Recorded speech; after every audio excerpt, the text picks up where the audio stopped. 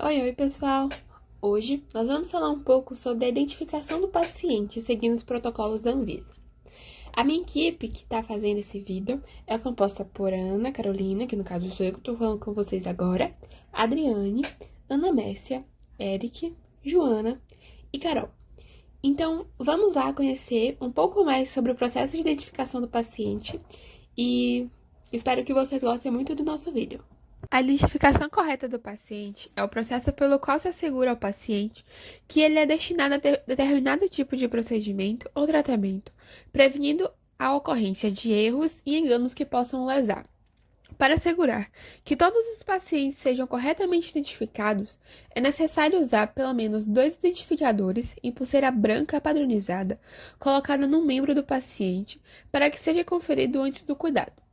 O serviço de saúde escolhe o membro em função do paciente. Em geral, o local escolhido para o adulto é o punho, mas para recém-nascidos, a pulseira deve ser colocada preferencialmente no tornozelo. A identificação do recém-nascido requer cuidados adicionais. A pulseira de identificação deve conter, minimamente, a informação da mãe e o número do prontuário do recém-nascido, bem como outras informações padronizadas pelo serviço de saúde.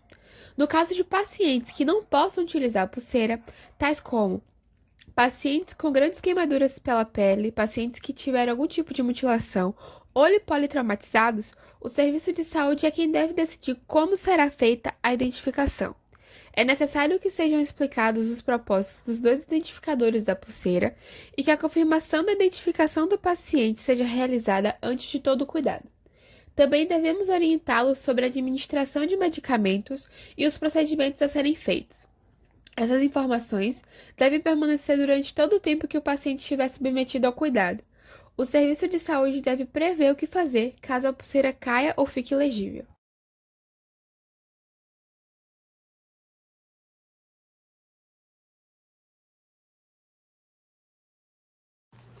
As pulseiras devem, no mínimo, 2 identificadores, como nome completo do paciente, nome completo da mãe do paciente, data de nascimento do paciente e número do seu prontuário. Nos casos em que a identidade do paciente não está disponível na admissão e quando não houver a informação do nome completo, poderão ser utilizados o número do prontuário e as características físicas mais relevantes do paciente, tais como sexo e raça. O serviço deve definir o que deve acontecer se a pulseira de identificação estiver danificada, ou for removida ou se tornar ilegível. O registro dos identificadores do paciente poderão ser impressos de forma digital ou podem ser manuscritos. Independentemente do método adotado para produzir os identificadores, a informação deve ser fácil de ler, mesmo se a pulseira de identificação for exposta a água, sabão e detergentes, géis, spray e dentre outros, e não se desgastar. Durante a permanência do paciente no hospital, para que essas exigências sejam atendidas, as etiquetas pré-impressas devem caber no espaço disponível na pulseira de identificação. Se as etiquetas forem muito grandes, elas podem envolver a pulseira e esconder a informação. A impressão deve ser durável, impermeável, segura e inviolável.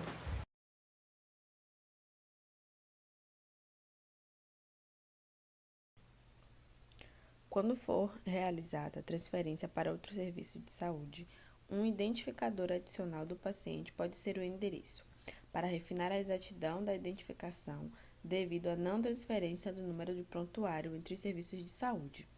Quando o paciente for morador de rua, de instituição de longa permanência, desabrigado, proveniente de catástrofes, de localidades na periferia e interior, onde não há número de casa ou rua para ser referenciado, o serviço de saúde determinará o identificador adicional.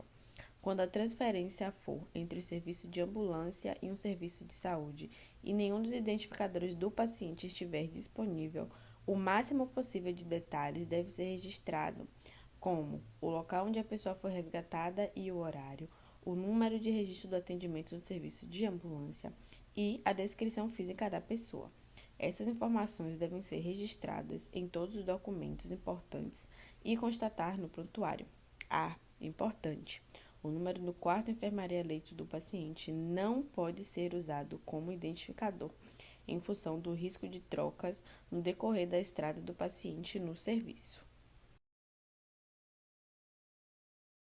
A confirmação da identificação do paciente será realizada antes de qualquer cuidado.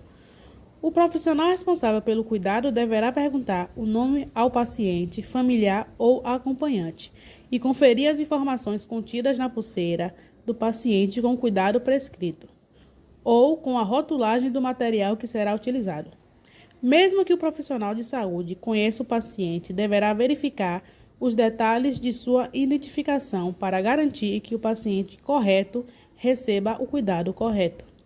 A verificação da identidade do paciente não deve ocorrer apenas no início de um episódio de cuidado, mas deve continuar a cada intervenção realizada no paciente, ao longo de sua permanência no hospital, a fim de manter a sua segurança. Peça ao paciente que declare e, quando possível, soletre seu nome completo e a data de nascimento. Nunca suponha que o paciente está no leito correto ou que a etiqueta com o nome acima do leito está correta. Nunca pergunte ao paciente: "Você é o Sr. Silva?", porque o paciente pode não compreender e concordar por engano. Todos os incidentes envolvendo identificação incorreta do paciente devem ser notificados de acordo com a legislação vigente e investigados pelo serviço.